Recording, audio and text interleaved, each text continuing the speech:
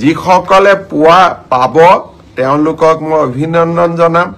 যিসকলে নাপাব অহাবাৰ পৰীক্ষাৰ বাবে আৰু প্ৰচেষ্টা চলাব মন বেয়া নকৰিব আৰু সকলোৱে যিসকলে পাব তেওঁলোকৰ কৃতিত্বক লৈ আমি সকলোৱে গৌৰৱ কৰিম আৰু যিসকলে নাপাব তেওঁলোকে পুনৰ প্ৰচেষ্টা কৰিম পৰীক্ষাৰ এটা ৰিজাল্ট ভাল বেয়া দুইটাই আহে তাক লৈ বহুত চিন্তা কৰিব নালাগে we should take life as challenge জীৱন প্ৰত্যাহ্বানেৰে পৰিপূৰ্ণ ৰিজাল্ট আপোনালোকে জানেই OMRCত আপোনালোকে চায়ে আছে গতিকে পোৱা আৰু নোপোৱা দুইটাই জীৱনৰ একোটা যাত্ৰাৰ সংগী বুলি আমি ধৰি ল'ব লাগিব মই এতিয়া আপোনালোকক জনাই থৈ যাম সাব ইন্সপেক্টৰ আমাৰ UB AB কমিউনিকেশ্যন এই তিনিটা ক্ষেত্ৰত অসম আৰক্ষীয়ে সাব ইন্সপেক্টৰ পোষ্টৰ পৰীক্ষা পাতিছিল ইয়াত পদ আছিল 203টা ইয়াৰে ইতিমধ্যে লিখিত পৰীক্ষা হৈ গ'ল আৰু এই লিখিত পৰীক্ষাত যিসকলে উত্তীৰ্ণ হ'ল যিসকলে কাট অফ নম্বৰ পাবলৈ সক্ষম হ'ল তেওঁলোকৰ তালিকা 6 মাৰ্চ তাৰিখে আৰক্ষী বিভাগে প্ৰকাশ কৰিব 6 মাৰ্চ তাৰিখে লিখিত পৰীক্ষাৰ ৰিজাল্ট হোৱাৰ লগে লগে PST আৰু PET আৰম্ভ হ'ব আৰু PST আৰু PETৰ এডমিট কাৰ্ড আপোনালোকে 9 মাৰ্চত ডাউনলোড কৰিব পাৰিব আৰু PST আৰু PET 17 মাৰ্চৰ পৰা আৰম্ভ হ'ব এয়া হ'ল অসম পুলিচৰ সাব ইন্সপেক্টৰ UB AB আৰু কমিউনিকেশ্যন ইয়াৰ বাবে যি পৰীক্ষা হৈছিল ইয়াৰ পিছত আমাৰ এটা ডাঙৰ পৰীক্ষা হৈছিল কনষ্টেবল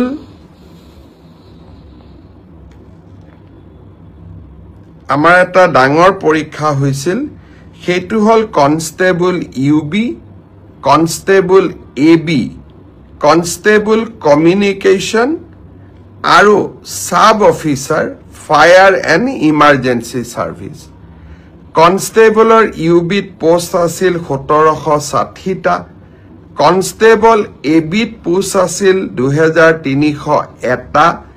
কনষ্টেবল কমিউনিকেশ্যনত পোষ্ট আছিল 466টা আৰু সাব অফিচাৰ ফায়াৰ সাৰ্ভিসত পোষ্ট আছিল মাত্ৰ এটা এই গোটেই পৰীক্ষাটোৰ ইতিমধ্যে PST আৰু PET কমপ্লিট হ'ল এই পৰীক্ষাটোৰ যিসকলে PST PETত কোন পাছ কৰিলে ইয়াৰে ৰিজাল্ট অসম আৰক্ষীয়ে 12 মাৰ্চ তাৰিখে ঘোষণা কৰিব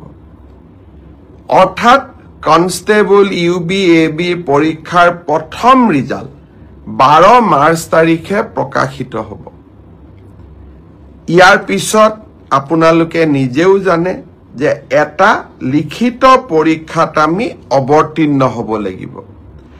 আৰু এই লিখিত পৰীক্ষাটিৰ বাবে যিসকলে কাট অফ মাৰ্ক পাবলৈ সক্ষম হ'ব তেওঁলোকে এডমিট কাৰ্ড 17 মাৰ্চৰ পৰা ডাউনলোড কৰিব পাৰিব আৰু finally AB UB written test 23 মাৰ্চত অনুষ্ঠিত হ'ব ইয়াৰ পিছত অসম আৰক্ষীত ড্ৰাইভাৰৰ 667টা পোষ্টৰ বাবে PST আৰু PET অনুষ্ঠিত হৈছিল এই ড্ৰাইভাৰৰো PST PETৰ পৰীক্ষাৰ ৰিজাল্ট অহা পৰহি দিনাখন অৰ্থাৎ 4 মাৰ্চ তাৰিখে অসম আৰক্ষীয়ে ঘোষণা কৰিব ইয়াৰ পিছত স্বাভাৱিকভাৱে ড্ৰাইভিং টেষ্ট হ'ব আৰু ড্ৰাইভিং টেষ্টৰ পৰীক্ষাৰ বাবে এডমিট কাৰ্ডো 4 তাৰিখৰ পৰা লাভ কৰিব পাৰিব আৰু written test driving test written পিছত হ'ব প্ৰথমতে ড্ৰাইভিং হ'ব ড্ৰাইভিং টেষ্ট 10 মাৰ্চত পৰা অনুষ্ঠিত হ'ব অৰ্থাৎ 4 তাৰিখে পিএছটি পিইটি ৰিজাল্ট দিব এডমিট কাৰ্ডো 4 তাৰিখে দিব আৰু 10 মাৰ্চৰ পৰা ড্ৰাইভিং টেষ্ট হ'ব আৰু ফাইনেলি ইয়াৰ পিছত এটা লিখিত পৰীক্ষাটো আমি এপিআৰ কৰিব লাগিব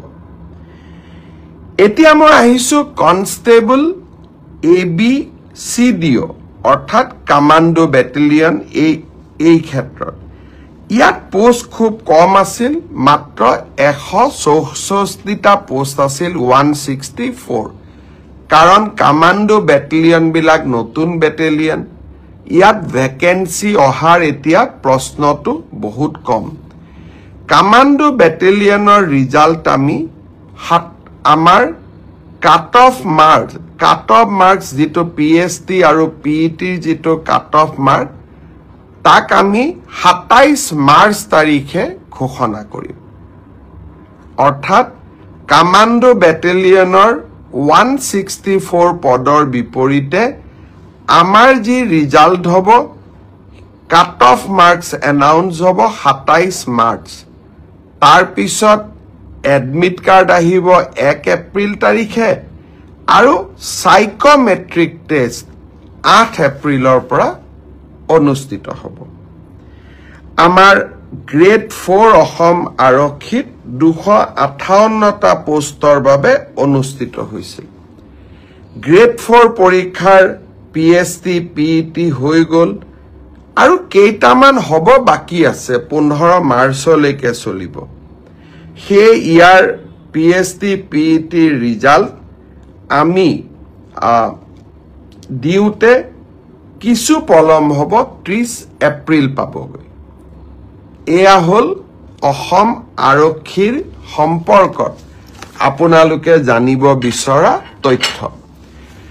ইয়াৰ পিছত বহুত লৰা ছোৱালীয়ে মোক সুধি আছে যে এডিআৰই ৰিজাল্ট কেতিয়া দিব এডিআৰই ৰিজাল্ট 7 মাৰ্চ শুক্ৰবাৰে আমাৰ গ্ৰেড 3 আৰু গ্ৰেড 4ৰ যি আমাৰ ৰিক্ৰুটমেন্ট কমিশন আছে তেওঁলোকে ঘোষণা কৰিব যিমান কেইটা পদ আছে তাৰ বিপৰীতে দুজনকৈ লৰা ছোৱালীক এই পৰীক্ষাত উত্তীৰ্ণ হ'ব আৰু তেওঁলোকৰ মাজত পৰৱৰ্তী সময়ত ৰিটেন টেষ্ট অৰেল অনুষ্ঠিত হ'ব অৰ্থাৎ লিখিত পৰীক্ষাৰ ৰিজাল্ট গ্ৰেড 3 আৰু গ্ৰেড 4 আমি 7 মাৰ্চ তাৰিখে ঘোষণা কৰিম এটা পোষ্টৰ বিপৰীতে দুজনকৈ লৰা ছোৱালীয়ে এই লিখিত পৰীক্ষাত উত্তীৰ্ণ হ'ব শেষৰ নম্বৰটোত যদি বেছি লৰা ছোৱালীয়ে একেটা নম্বৰে পায় তেতিয়ালে হয়তো 3000 পোষ্টৰ বিপৰীতে মই ধৰি লব কৈছো 6000 লৰা ছোৱালী পাস কৰিব লাগে কিন্তু একেটা নম্বৰ যদি বহু পৰীক্ষাৰ্থীয়ে লাভ কৰে তেতিয়া হলে একে নম্বৰ পোৱা লৰা ছোৱালী সকলেও পৰীক্ষাটো ডেফিনেটলি পাস কৰিব অৰ্থাৎ আমি যদি ধৰি লও 50 যে কাট অফ মাৰ্ক কিন্তু 50 যদি 50 জন লৰাই নম্বৰ পাইছে তেতিয়ালে 50 জন লৰাই লিখিত পৰীক্ষাত পাস কৰিব গটিকে 1:2 বুলি কলেও 1:2 একেবাৰে গ্ৰামাটিক্যাল সেন্সত নহব হয়তো দুজন চাৰিজন লৰা ছোৱালীয়ে বেছিকৈ পাস কৰিব এডিআৰইৰ পৰীক্ষালৈ তাৰ ৰিজাল্ট কি হ'ব তাক আপোনালোকে জানেই সেইবাবে মই যিসকলে পাস কৰিব তেওঁলোকক অভিনন্দন জনাইছো যাতে অৰেলৰ বাবে তেওঁলোক সাজু হ'ব পাৰে আৰু যিসকলে পাছ নকৰিব আমি পুনৰ এই বছৰৰ শেষৰ ফালে নতুন বিজ্ঞাপন দিয়াৰ বাবে চেষ্টা কৰিম আপোনালোকে আৰু এবাৰ পৰীক্ষাত অৱতীৰ্ণ হ'ব আৰু লগতে অসমত উদ্যোগসমূহো আহিব মুখ্যমন্ত্ৰীৰ আত্মনিৰ্ভৰ অসম অভিযানো আছে আমি নিজকে তৃতীয় আৰু চতুৰ্থ বৰ্গত নহলেও বেলেগ ধৰণেও জীৱন সফল কৰাৰ বাবে আমি প্ৰচেষ্টা কৰিম বহুত ল'ৰা ছোৱালীয়ে মোক কৈ থাকে যে চতুৰ্থ শ্ৰেণীৰ পৰীক্ষাত বিএ পাছ কৰা ল'ৰাইও পৰীক্ষা দিছে এতিয়া কথাটো হ'ল আমি কোনোবাই যদি নিজকে চৰকাৰক ফাঁকি দি পৰীক্ষা দিয়ে তদন্ত নোহোৱালৈকে মুখ্যমন্ত্ৰীয়ে গম পাব নোৱাৰে কেতিয়াবা আপোনালোকে এনেকে মোক ফেচবুকত লিখে টুইটাৰত লিখে যেন মই সব গম পাওঁ কোনোবা ল'ৰা এজনে যদি বিএ পাছ কৰিও নিজৰ যোগ্যতাটোক লুকুৱাই পেলাই চতুৰ্থ শ্ৰেণীৰ পৰীক্ষাত আবেদন কৰে মুখ্যমন্ত্ৰীজনে কেনেকে গম পাব আপোনালোকে খবৰ দিব আপোনালোকক আমি সুবিধা দিম যে এনে যিসকল লোকে আপোনালোকে দেখিব যে লিখিত পৰীক্ষাত পাছ কৰিছে কিন্তু এডুকেশ্যনেল কোৱালিফিকেশ্যনক তেওঁলোকে লুকুৱাই ৰাখিছে আমি সুবিধা দিম আপোনালোকক অভিযোগ দিয়াৰ বাবে যাতে অৰেল পৰীক্ষা হোৱাৰ আগতে বা মৌখিক পৰীক্ষা হোৱাৰ আগতে আমি আপোনালোকৰ অভিযোগবোৰ নিৰ্দিষ্ট ইউনিভাৰ্চিটি